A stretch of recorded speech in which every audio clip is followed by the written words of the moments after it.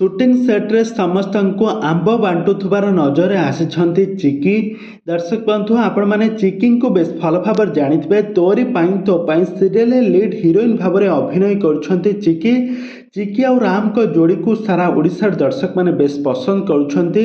ଏଥିରେ ଚିକି ଆଉ ରାମଙ୍କର ଲଭ୍ ରୋମାନ୍ସକୁ ଦର୍ଶକମାନେ ବହୁ ମାତ୍ରାରେ ପସନ୍ଦ କରୁଛନ୍ତି। ତାଙ୍କର ଆକ୍ଟିଂକୁ ଦର୍ଶକମାନେ ସ୍ୱାମୀ ସ୍ତ୍ରୀ କ୍ୟାରେକ୍ଟରରେ ଅଭିନୟ କରୁଥିବା ତାଙ୍କ ଯୋଡ଼ିକୁ ଦର୍ଶକମାନେ ବେଶ ପସନ୍ଦ କରୁଛନ୍ତି।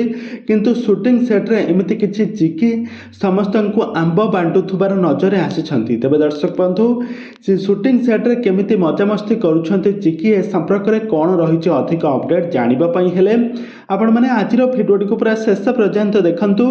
ଆଉ ଏହା ପୂର୍ବରୁ ଯଦି ଆପଣମାନେ ଆମ ଚ୍ୟାନେଲକୁ ସବସ୍କ୍ରାଇବ୍ କରିନାହାନ୍ତି ତାହେଲେ ସବସ୍କ୍ରାଇବ୍ କରି ପାଖରେ ଥିବା ବେଲ୍ ଆଇକନ୍କୁ ଦବାଇ ଦିଅନ୍ତୁ। ଦର୍ଶକ ବନ୍ଧୁ, ଆପଣମାନେ ପ୍ରତ୍ୟେକ ଦିନ ତରଙ୍ଗ ଟିଭିରେ ପ୍ରସାରିତ ହେଉଥିବା ତୋରି ପାଇଁ ତୋ ପାଇଁ ସିରିଏଲରେ ଅଭିନୟ କରୁଥିବା ଚିକିଙ୍କୁ ବେଶ ଭଲ ଭାବରେ ଜାଣିଥିବେ। ଚିକିଙ୍କର ଜବରଦସ୍ତ ଆକ୍ଟିଂ ତ ଆପଣମାନେ ପ୍ରତ୍ୟେକ ଦିନ ଦେଖୁଥିବେ ଏହି ସିରିଏଲରେ।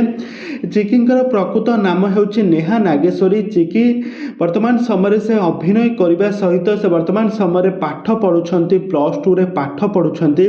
ପାଠ ପଢ଼ା ସହିତ ସେ ଅଭିନୟ କ୍ୟାରିୟର ମଧ୍ୟ ବେଶ ତୁଲେଇବାରେ ଲାଗିଛନ୍ତି।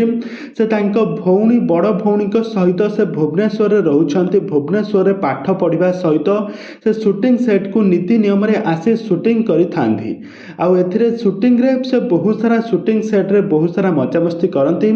ଚିକି ସିନା ସିରିଏଲରେ ବହୁତ କଷ୍ଟ ପାଉଛନ୍ତି, ତାଙ୍କୁ ରୁହି ସିନା ବହୁତ କଷ୍ଟ ଦେଉଛି। ରାମ ଆଉ ଚିକିଙ୍କୁ ଅଲଗା କରିବା ପାଇଁ ରୁହି ସିନା ସବୁବେଳେ ପ୍ଲାନ୍ କରୁଛି।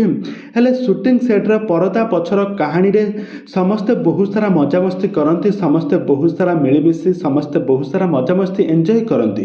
ତେବେ ଦର୍ଶକ ବନ୍ଧୁ, ଆପଣମାନଙ୍କୁ ତୋରି ପାଇଁ ତୋ ପାଇଁ ସିରିଏଲରେ ଚିକିଙ୍କ ଆକ୍ଟିଂ ଆପଣମାନଙ୍କୁ କେମିତି ଲାଗେ ଆମକୁ ନିହାତି ଭାବେ କମେଣ୍ଟ ବକ୍ସରେ କମେଣ୍ଟ କରନ୍ତୁ। ଆଗକୁ ଏହିଭଳି ହଲିଉଡ୍ ସମ୍ବଳିତ ବା ସିରିଏଲ ଦୁନିଆ ବିଷୟରେ ଅଧିକ ଖବର ଜାଣିବା ପାଇଁ ହେଲେ ଆପଣମାନେ ଆମ ଚ୍ୟାନେଲକୁ ସବସ୍କ୍ରାଇବ୍ କରି ପାଖରେ ଥିବା ବେଲ୍ ଆଇକନ୍କୁ ଦବାଇ ଦିଅନ୍ତୁ।